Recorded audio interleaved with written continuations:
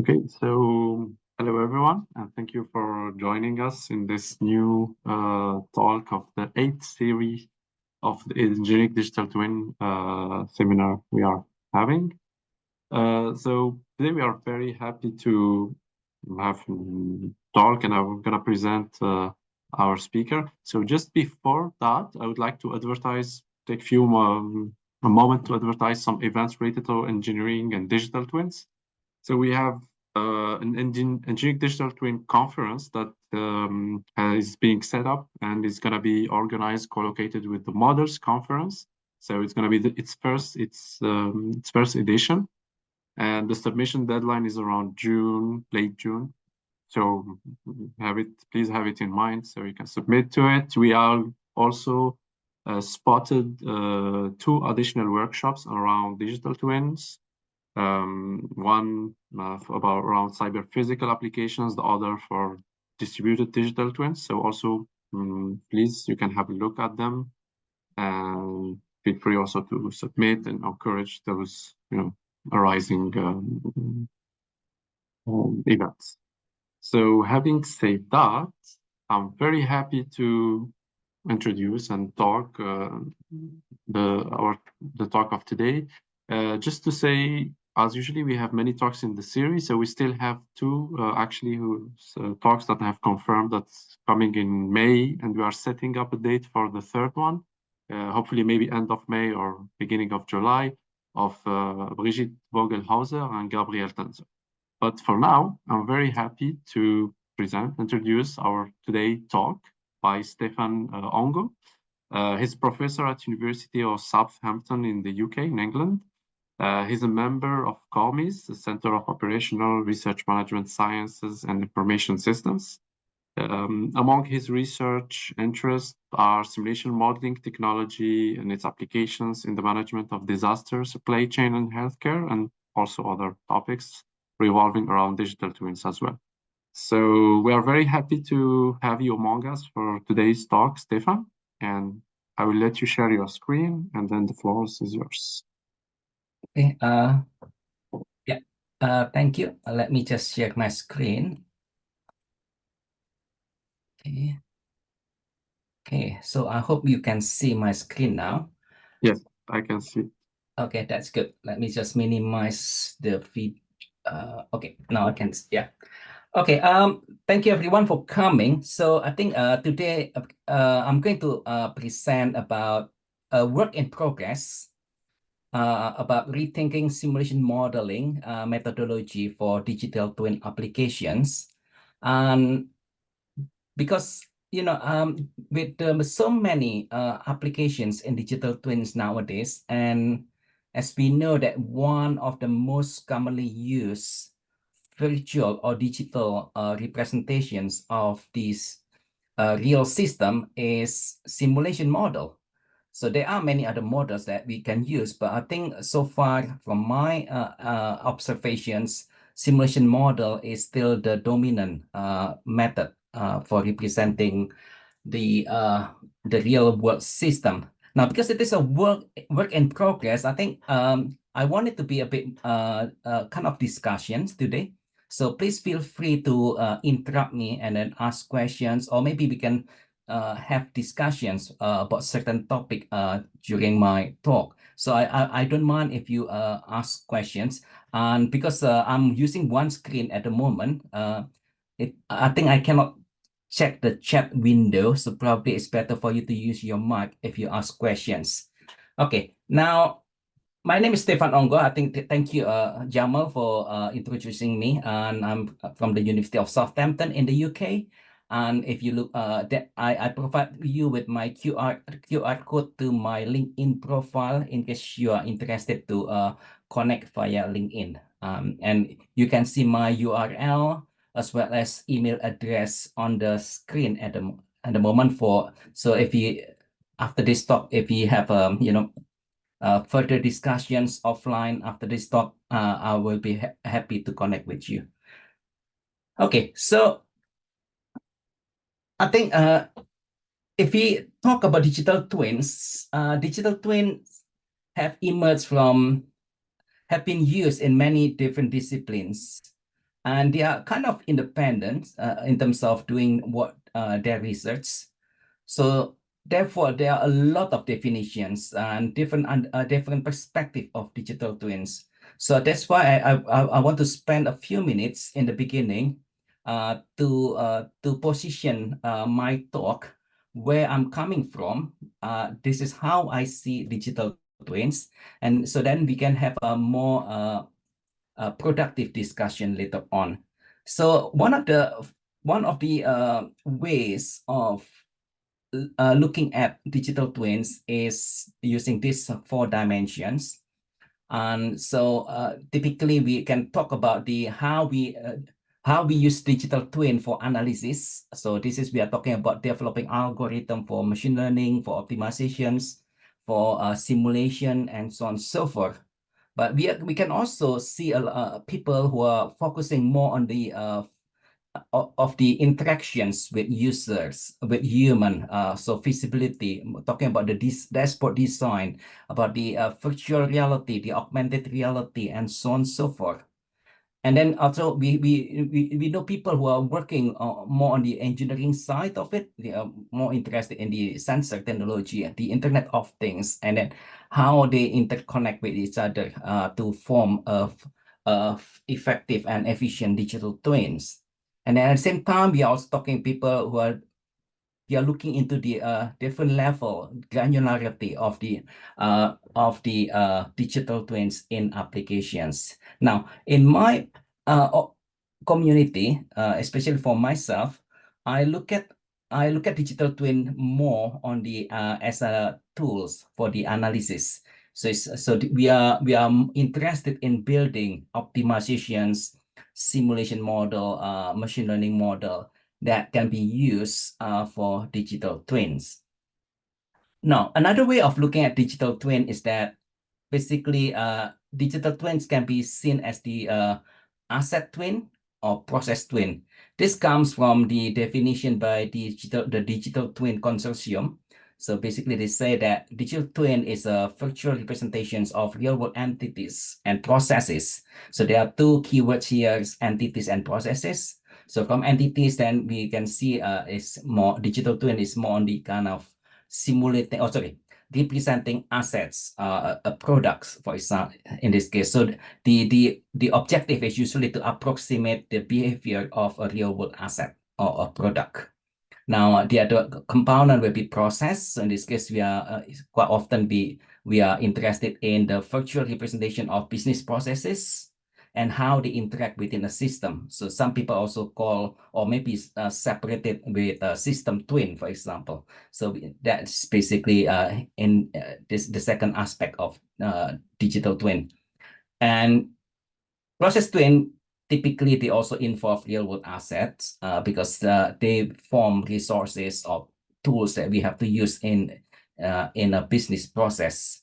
So usually the objective is more like approximating the performance of the system that we want to manage or we want to control. So on the screen, I'll show you the cube, the digital twin cube. So that is looking digital twin from 3 different dimensions. But basically, in this case, I'm, especially for myself, I'm more interested in the process twin. So using digital twin to represent business processes and their interaction within the system. So that's where I'm coming from. So combine these two, and then we also know this is, I think, something that is very common nowadays, that we typically view digital twin into 3 different types. So one is called digital model, which is basically any digital representation of an object, basically. So, and there is no direct link, no online or live links between the physical object and digital object. And then there is a concept of called digital shadow, where there is a direct link, the live connections between the physical object to digital object, but not the other way around. And then the digital twins, the difference is that in digital twins, then we have full couple between digital objects and physical objects. So they they have the live links between them. So I think this is something that is well understood by a lot of people doing digital twins nowadays. Now, from the simulation perspective, there are some kind of evolutions. So back in the 1991, so people were talking about online simulations.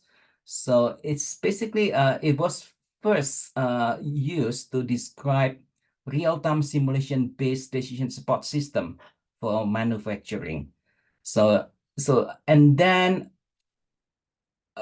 this is, I'm not sure when the first time, but because the oldest paper that I can find about the doing I think doing a review on co-simulation system was in 1994. So that's why I put at least 1994. So it could be older than that system. But honestly, I do not know. I cannot find a paper that or who introduced this term the first time. So if you know, I would be happy to, I would be grateful to know the source for this co-simulation. Basically, it's an experiment in which we have a hardware emulator communicate with software simulations, software simulator. So usually hardware and the firmware. And then the idea is that we want to verify the design of the hardware before we purchase the hardware. So that is what we call co-simulations. And then there is another term that we call real-time simulations. I have attended some of the conferences on real-time simulations. So since 97, IEEE, and at that time, it was also during my time, it was also a joint conference between IEEE and ACM. There is the SRT, International Symposium on Distributed Simulation and Real-Time Application, and that has been around since 1997 until now. So the idea here is that we are talking about a simulation that can run as fast as the world clock, the real time. So the real time that we have. So because if this can run as fast or faster than the real time, then it means we can simulate the physical system ahead of the time. So then we can make decisions. So that is roughly what we do with real-time simulation. So this is where at the beginning, I was talking to Jamal about my initial research interest when I did my PhD in Singapore. It was more on the parallel simulation, how we want to run simulations faster than the real world clock time. And then in 2000s, this is where people in computer science at the time was talking about dynamic data-driven systems. So among simulation community, we are also talking about dynamic data-driven simulations. So DDD, I think dynamic data-driven adaptive system, sorry. So there is a missing A there, dynamic data-driven adaptive simulations. So put an emphasis more on the ability of a simulation, how simulation can control a physical system. So you can see here, there is a kind of evolutions going towards what we know as digital twins now, today.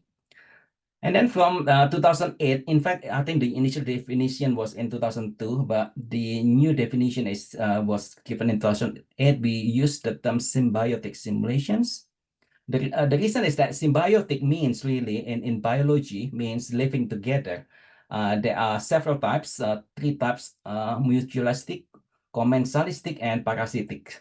So mutualistic means that both objects who live together, they benefit from each other. And commensalistic, one benefit from the other, but the other one is not really affected by the other one. So it's only benefit for one person, one object. So that is basically living together between the real world system and the digital representations. So here we can really see now getting closer and closer to the definition of digital twin that we have now.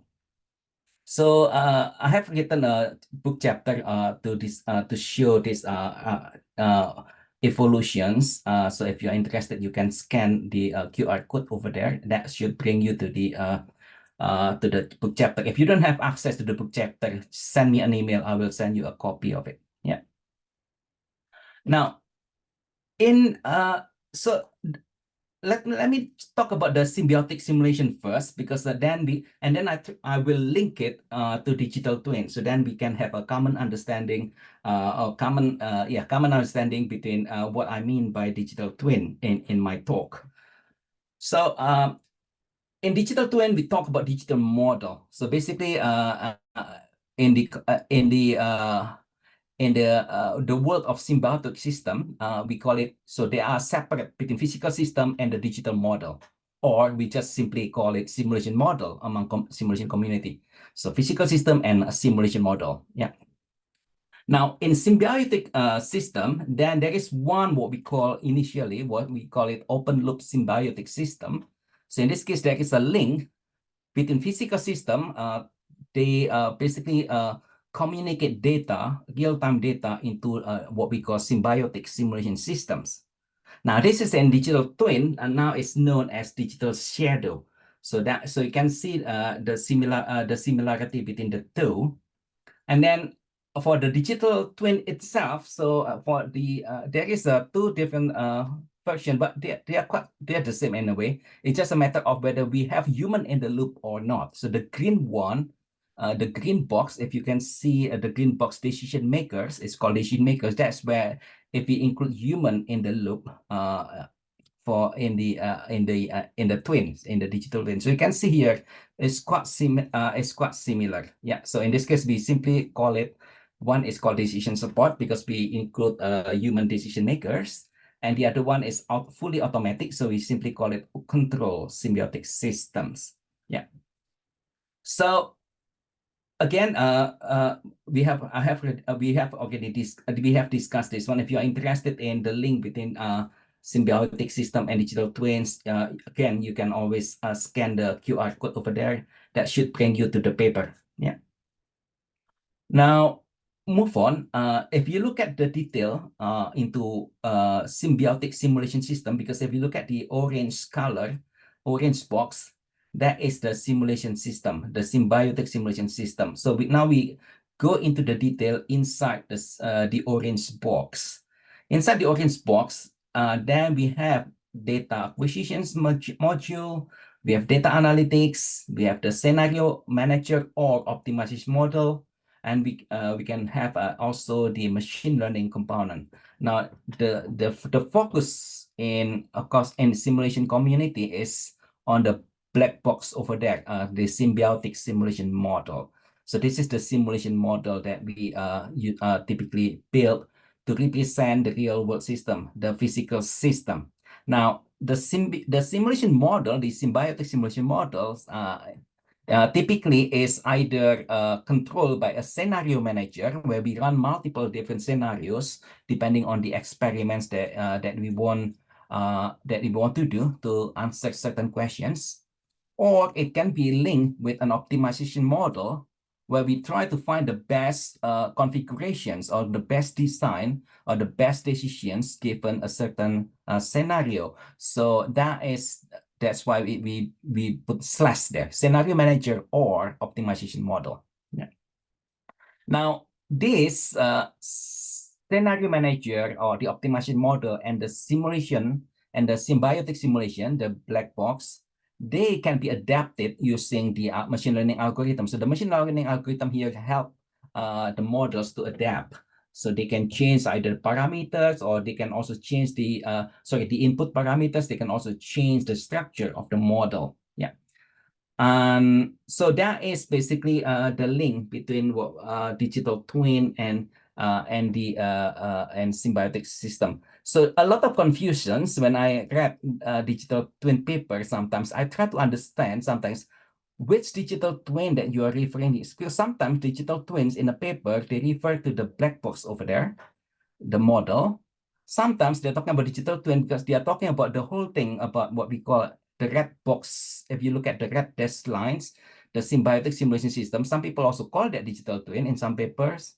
And some other paper, they call the whole thing that you see on the slides, including the physical system, as a digital twin. So sometimes quite confusing for me initially to read which one. So, but once I understand, okay, what you mean by digital twin in this paper is actually at this level or that level or that level, then it's easier to understand the purpose of the paper. So that is the idea why the reason why I presented these introductions. Now, because the symbiotic simulation model is a representations of the physical system, in my community, simulation model is always a simplified version of the physical system. So this is probably I don't know what is the view in other area, because a lot of application in digital twins, which I can understand why, especially in the product or asset twin, they focus on they really build a really high fidelity model, quite similar to the real world. So while in process twin, especially in my community, typically we try to simplify the physical system so that it can be manageable using the tool that we have or using the analysis method that we have. So then we can find a solution. So that's why the same physical system can be modeled in different way depending on the level of fidelity. So that's why I was quite interested when I talked to Jamal earlier about the co-evolution. So it's something that I want to learn a bit more about co-evolutions.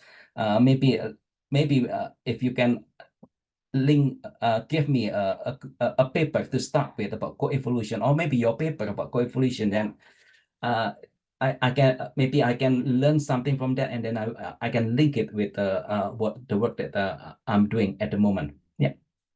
So it's very interesting. So that is the view, my view, that the model that we use in digital twin is always, in my perspective, a simplified version of the physical system. Now, how simple it is depending on the fidelity model. Sorry, the fidelity level. Now, so very the core of the simulation modeling process. So this is, I think, for all simulation modelers, they know about this process. But in case some of you are not from the simulation modeling community, so there are many different versions of this chart. But this is the one that I use at the moment. It's quite similar. All of them are quite similar. The difference is only in the detail, typically. But in general, the simulation modeling process involves steps of, first, you do the analysis. The first one, you do conceptual modeling. So the end result will be a conceptual model. So in conceptual modeling, basically you analyze the problem, and then you basically design the model without independent of the simulations tool that you are going to use later on. Yeah. So it's a conceptual model. It's kind of the blueprint of the model, the design of the model. And then of course you need to check this one, the correctness of your understanding about the physical system in the conceptual model. Then once it is agreed that the conceptual model is correct or is valid, then we start implementing the conceptual model, and becomes a computerized simulation model that can be executed. So that's the computerized model. So this is the computerized model. Typically nowadays, a lot of us using tools like Simulate, AnyLogic, Simio, FlexSim, and so on and so forth. But often we also use computer programming, so use Python, C++, and so on and so forth. Yeah. And then this computer model needs to be verified whether it's the correct implementations of our conceptual model. So exactly what we have in mind, how the model should behave. So that is the verifications. So make sure that we build the model right. Now, after we pass this verification, then we need to do validations. This is basically, we want to test if the model now is appropriate for its intended use. Because as you probably remember earlier, I mentioned that all simulation model is a simplification of the real world system. So it means when we do validations, we need to do it in the context of the objective of the simulation, the objective of the simulation study. So because that will determine what kind of simplification that we need to use. So that is the validation is within that context. So once we accept that as one, and becomes validated model. So that is the simulation modeling process that we have. Now, my talk today now is about do we need to rethink this one now with the digital twin applications? Or can we just simply use them as it is now? So that is the question that I have in my mind. So this is the one that I've been working on in the past few months. So now, if we look at this paper by Van der Valk et al. In 2020, they review 35 papers on digital twin, simulation and digital twin. And then they basically identify some of the characteristics of the applications. And there are a few things that are interesting, but for me, the one that is interesting is the validations. So 62% of them conducted validations, and then 38% they don't conduct validations, so I can understand because it is very early. People may focus on other things, other aspect of digital twins, so they don't report their validation. So the validation probably will be done in the future at a later work. And so that is the review by Van der Valk, but it shows there are quite already a lot of papers using simulation in digital twins. Now, there is another study by Dos Santos, for example. This is even more extreme because a lot of papers, about 98%, do not address the periodic validation of the models. Now, digital twins, the simulation in digital twins, they need to adapt to the changes in the real world. So that's why Dos Santos also see the importance also of periodic validations of the models. So they feel that this is an important component of the digital simulation in digital twins applications. So that's why they emphasize on it. Oh, a lot of them actually do not address this one. So that's why the first thing that I want to talk today is looking at the validations. How do we validate simulation models in digital twin applications? Yeah. Now, this is Peter Landerman, my colleague from Singapore, mentioned in the paper at Taylor et al. That digital twin without a validated model, simulation model, as a core, it's really hard to imagine. I resonate with that actually, because how can we make decisions using a model that has not been validated? Yeah. Now, again, I re-emphasize that digital twin, the digital model, in this case, simulation model, is a simplified representation of the physical system. That's why it needs to be validated within the context of its specific purpose. Now, traditionally, a simulation model is validated before making decisions using the model. And traditionally, sorry, I put it wrongly here. A simulation model is validated before making decisions using model. And traditionally, it is done offline. It means that there is no live connections with the data or with the real world system. So we collect the data from the real world system, we collect the data from the simulations, and then we do validation, and then we determine the model is valid or not valid. So that is the traditional approach in simulation model validations. Now, question is, in digital twin applications, actually this is not just in the digital twin. In any changes in physical system in general can affect the validity of the simulation model. And the changes can happen in either in parameter values, it can be in the logical rules. For example, now when people, take a branch A instead of branch B. So there is a logic that govern I should turn left or turn right. So if the logic or the rules change, then the behavior will change. And also the structure of the simulation model can change as well. Sorry, the structure of the physical system can change. For example, now there is an extra queue, or there is fewer queues, for example, for a certain system. So that will affect the validity of the model. Now, in digital twin applications, the changes, and this is the difference now, the changes in the physical system may happen during the simulation run. So that is the, I think, the key difference between digital twin applications and the non-digital twin applications. So that's why there is a need for an online validation. So a validation that is done while the simulation is running. So that is, so that's why I think we do really need to rethink or adjust simulation model validations when we apply to digital twins. One of them that I want to discuss today is the online validations. Yeah. Just to keep it clear, that let's say we have this model. The behavior is shown in the brownish color. So that is the mean with their confidence interval, 95% confidence interval. So the brownish color. And then the real world system is in black.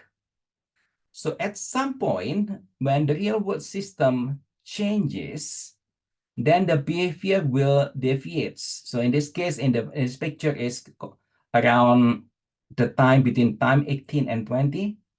So now the first question that we need to ask is when to trigger the validations, the revalidation of the model. And if we trigger it too early, and the system probably will be a bit unstable, so can create an instability in the system, too reactive maybe. But if it's too late, then that may cause us some issue, because it means the time it takes to realign the model and then revalidate the model will be longer. So that is the first question that needs to be answered. So the next one is, how do we realign the model?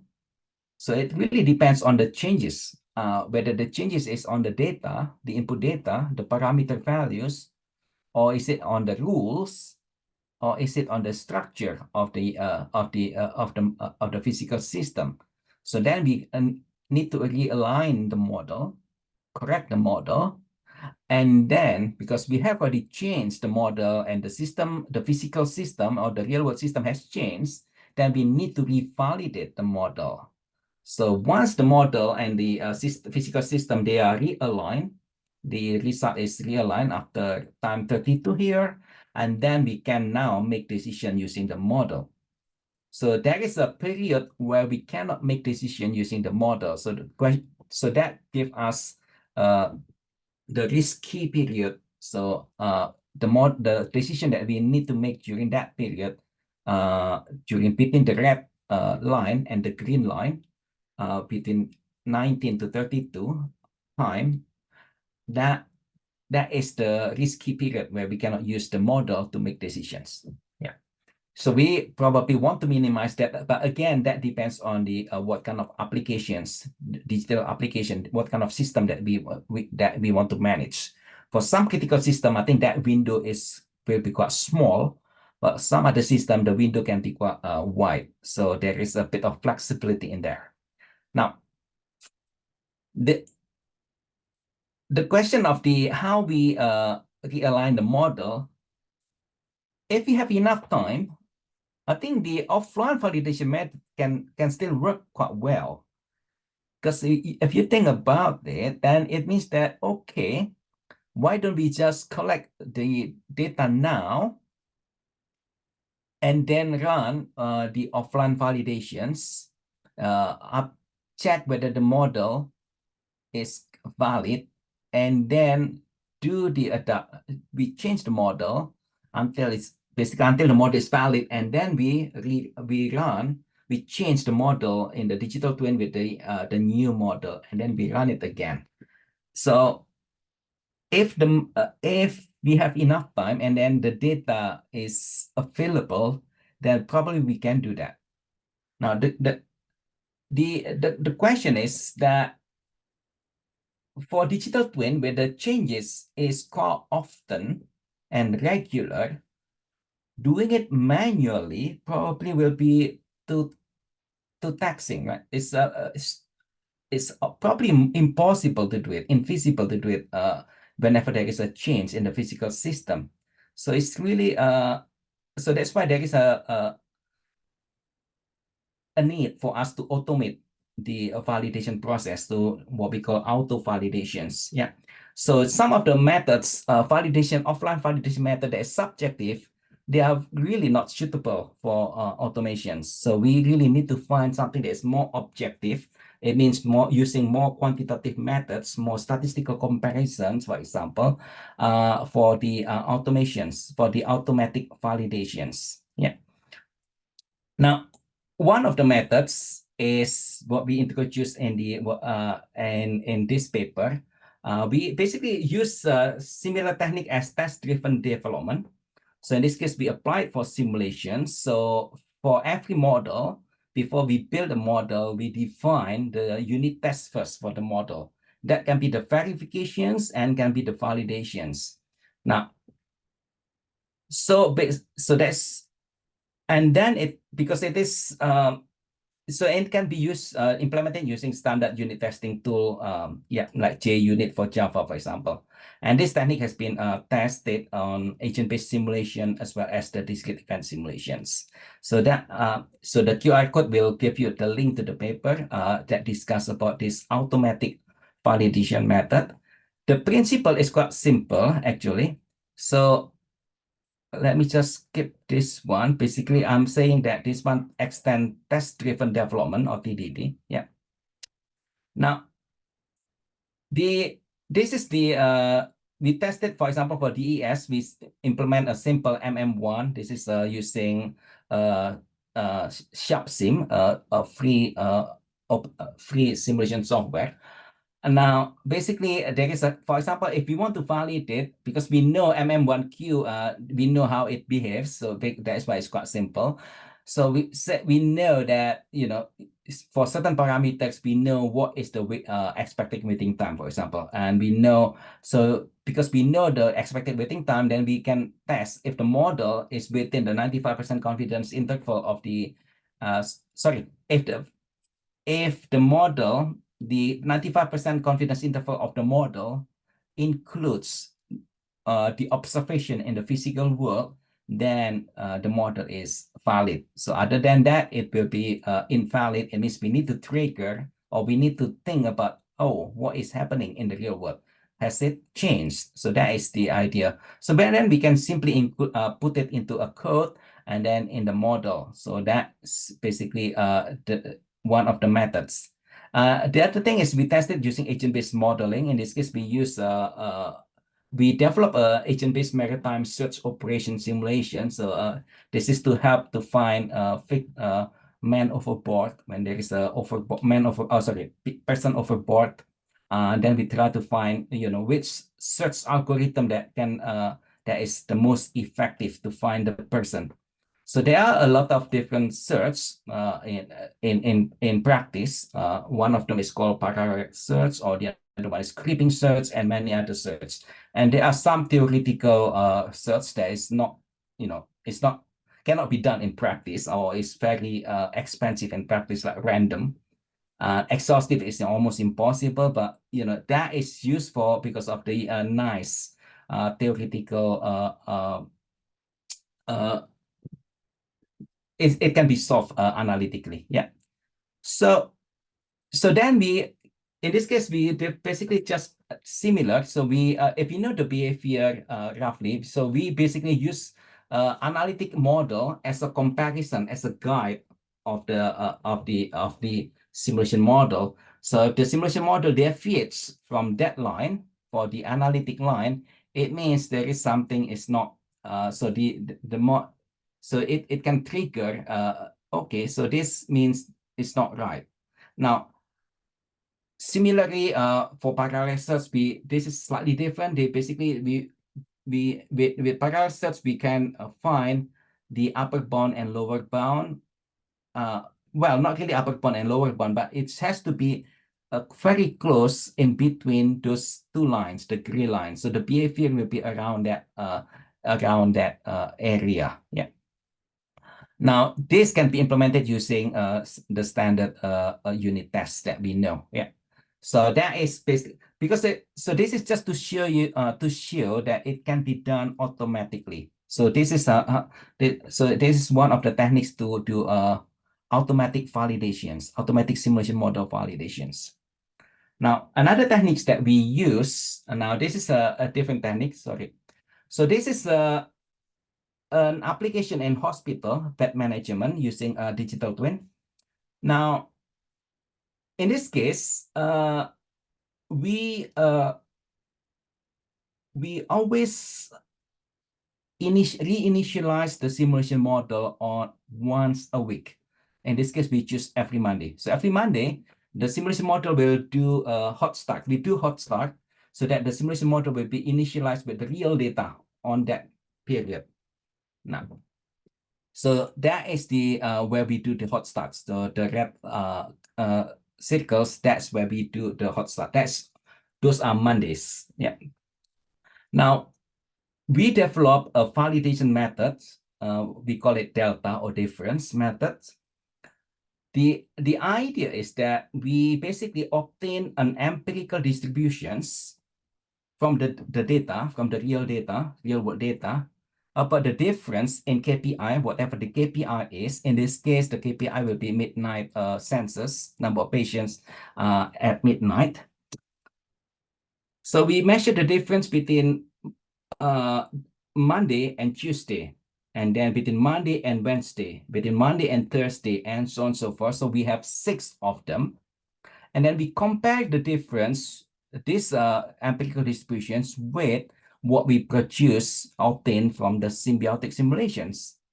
So if they form a nice, if we plot the PP plot, and then we can see a nice diagonal, like on the left, straight line, it means the model is valid.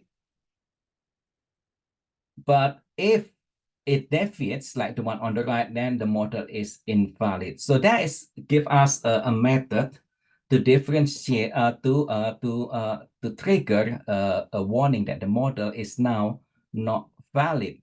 And that can be done online because this is one of the online methods that we can use.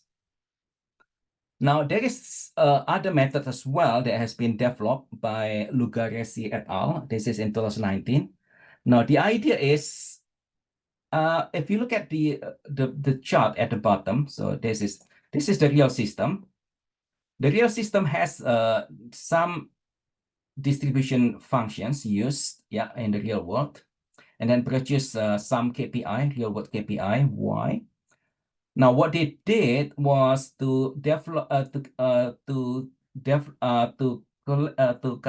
compute the empirical cumulative distribution functions, and then from there they generate a random number between 0 and 1 from the empirical distribution functions, and then use the distribution of the generated random numbers here in the model.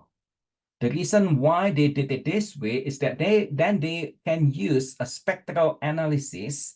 So they can detect deviation using that spectral analysis, using a spectral indicator.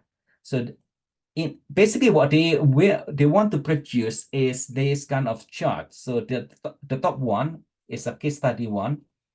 So in this case, if, for example, we only have one, we can only run simulation for a short period of time, let's say 1,000, then this can detect which model is the best. In this case, we can see the blue line is the best model. The red line is slightly, because it's below the blue, is slightly worse. And the green one is definitely the worst. Now, the idea here is that if we can define a threshold align threshold, then we can use that threshold to define where the model is invalid. So this method can also be used for online validations in digital twins.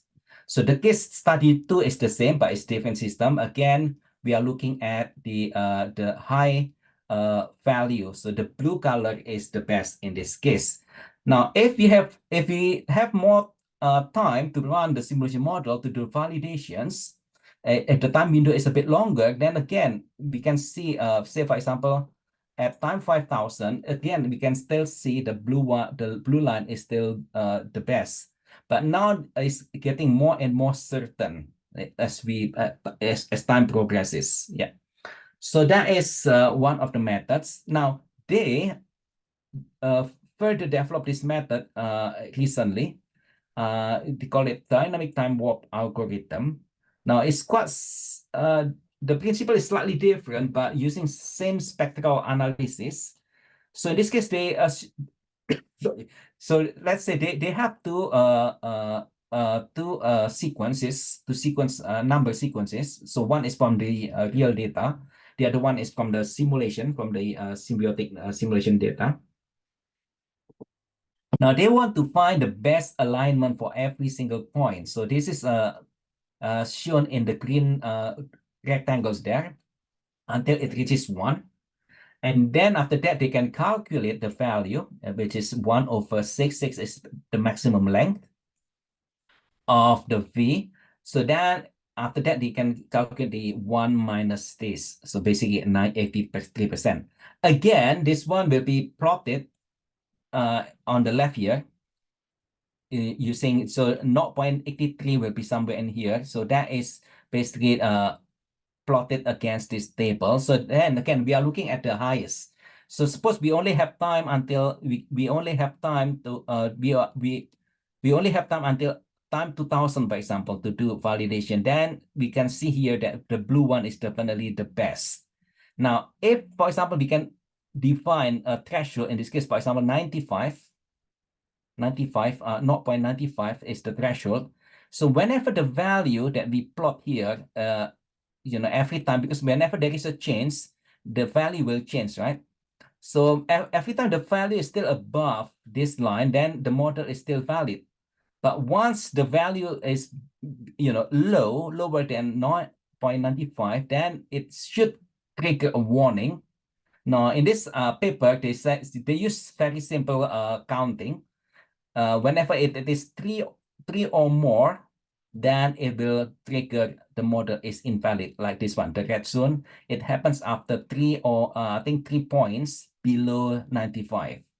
But if it is only 2 points and then go back to normal again, it will not trigger the model not valid signal. So that is how they apply this kind of algorithm. So this is another example of online validation algorithm. There are other methods as well. So this is Ruth Leader, my former PhD students. He developed a statistical method. Again, they also detect a misalignment between digital twin and the real world over time. I don't have time to explain it. I know that I will not have time to explain, but you can check the paper. I will give you the reference later on if you are interested. And then my colleague as well, Lucy Morgan and Russell Barton, they developed a method based on Fourier analysis. Again, the idea is to find the misalignment between two signals, two sequences of numbers. Again, you can read their paper later on. I give you the references if you're interested. Yeah. Okay, so now that is the validations. Now, the rest I will do a bit quickly because this is really still work in progress, as I mentioned. One about the simulation conceptual modeling. Typically in simulation conceptual modeling, we need to specify outputs, specify what is the inputs of the model. We specify the scope of the model and level of detail of fidelity. And of course, we need to specify the simplification and assumptions. And this has been, made. So there is a guidelines that is made based on that. So the guidelines can be seen on from this this paper. So it's called stress guidelines. So that gives us the guidelines how we report this, how we document a simulation model based on that conceptual model components that we saw earlier. Now, my question is, this is the question that I have, is that do I need to change this conceptual modeling components with the digital twins? I think because in digital twins, maybe I'm thinking that in digital twins, we have to use both real-time and historical data. Then obviously we need to change the inputs, the specifications to include real-time data. So that is my my thinking at the moment. And then in simulation model, there is a, we typically use multi-fidelity models, multi-physics models. So it means that we need to really to specify the different outputs for different model in our conceptual model, and not just that, and about their interactions, about their dependency, about between different models. I think co-evolution will be probably need to be considered in this case as well. And then, of course, it has to we need to define the interface with other components like machine learning model and the optimization model. So that is something that probably we need to adapt for conceptual modeling in simulations. Yeah. For experiments, again, simulation experiments, because digital twin is often used as a dynamic control system. So I guess for experiments, we need to really to test how good the digital twin is as a dynamic control system. So that is also another my thinking. So this is on top of simulating. For example, we want to estimate a throughput of a manufacturing process. So the typical business process simulations. On top of that, the difference between digital twins is that we use digital twins as a control system. So I think, in my opinion, we need to evaluate in the experiments. We also need to evaluate how good digital twin is as a dynamic control system. Likewise, how good digital twin as a real-time optimization tool or simulation optimization tool, and how good that digital twin is as an automation tool. So I think those are the thing that I'm thinking at the moment. So I'd like to hear your feedback on this. And also, digital twin is quite often is mentioned to increase situational awareness. So I guess the experiments needs to evaluate this, how good it is as a tool to increase situational awareness.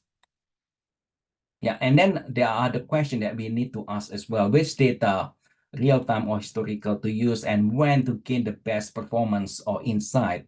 So what is the right proportion of the real-time data and historical data that we have to use? And digital twins need to dynamically adjust the fidelity of the simulation model. How do we determine which fidelity model to use?